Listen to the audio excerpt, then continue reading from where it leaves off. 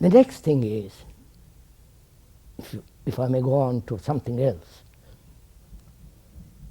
that our consciousness, if you have observed it, and because we have leisure, we can look. Now, if you observe your consciousness, if you are aware of your consciousness, that is, are you aware of your consciousness, what you are? If you are aware, then you will see that your consciousness is in total, I'm using the word total in its absolute sense, not relative sense. In its absolute sense, your consciousness is in total disorder. Right?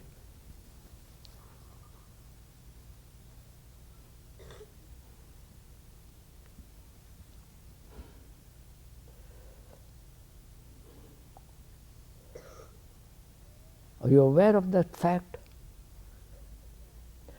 To be aware implies a very simple, to be aware. You are aware of the trees, you are aware where you are sitting. I am aware of the sun on my head, which I don't like.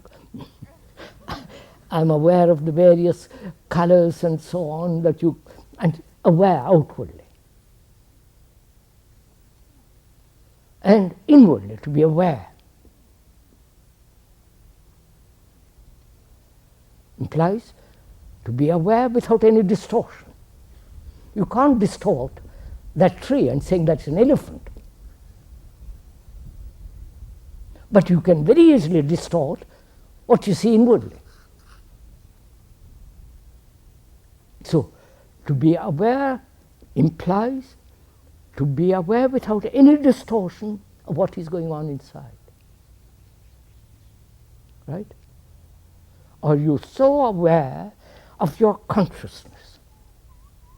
If you are, you will find, don't you find, that it is contradictory, saying one thing, doing something else, wanting something else. You follow?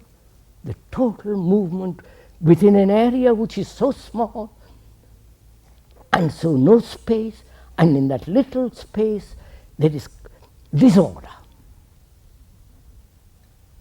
Right, sir? Are you aware of this? Sit.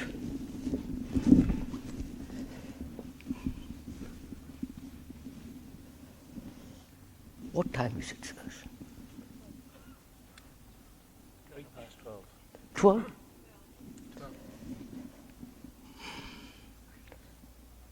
You must be tired at the end of an hour, because this is rather strenuous work. We'll stop presently, but let's go on for a little while about this thing. We'll pick it up again on Saturday and Sunday, next Saturday and Sunday, which is, are you aware of your consciousness? Are you different from your consciousness? Or you are that consciousness. Right? That's simple. You are that consciousness. You're not different from your consciousness.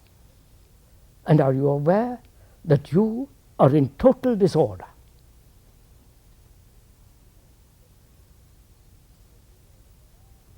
And ultimately, that disorder leading to neuroticism, obviously. And all the factors of modern society with psychologists, psychoanalysts, psychotherapists, all that stuff going on.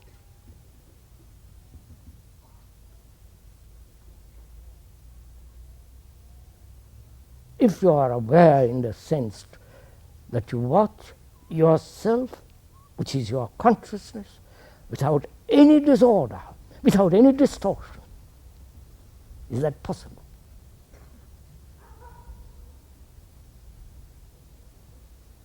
That is only possible when the observer is the observed. You understand? When the observer is the observed, there is no distortion. He sees what is. But if the observer exists, then he distorts what he sees. You understand this question? Is this clear? So can you observe? Is there an observation of oneself, which is our consciousness, and see the actual fact of its disorder, of one's disorder in daily life?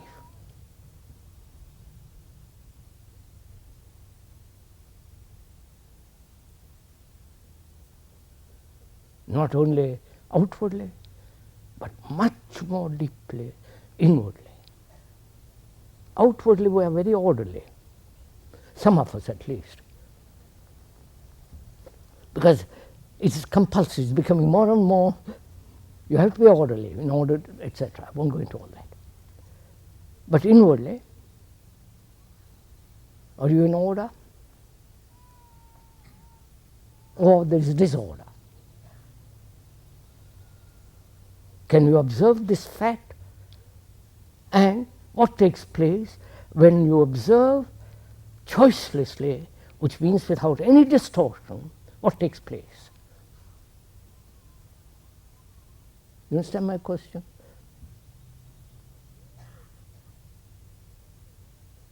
Because where there is disorder, there must be conflict. Where there is absolute order, there is no conflict. And we are saying there is an absolute order, not relative order.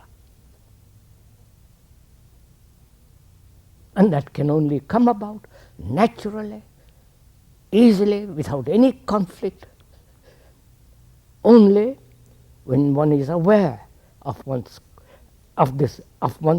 as a consciousness, observe the confusion, the turmoil, the contradiction, outwardly and inwardly, and